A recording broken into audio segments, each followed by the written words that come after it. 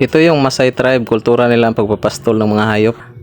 Ang mga babae din, tradisyon nila nga ang mga babae ang magawa ng bahay, hindi mga lalaki.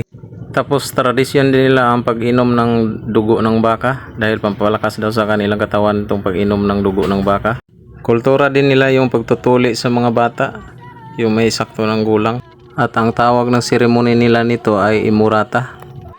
Tapos yung culture nila, sila ang pinaka-popular na ethnic group sa Africa dahil sa mabungga nilang mga damit saka mga kulay at pagpintura sa kanilang mga mukha. Naniniwala din sila sa Diyos na si Inkai at monotheist din yung relihiyon nila. Tapos yung mga warrior nila kung makahuli ng leon ay nagbibigay sa kanila ng karangalan sa kanilang tribo. Tapos yung pagkakasal sa kanila, hindi na kailangan ng mga ina at ama na suyuin pa, kundi yung mga matatanda lang kanila ang masusunod.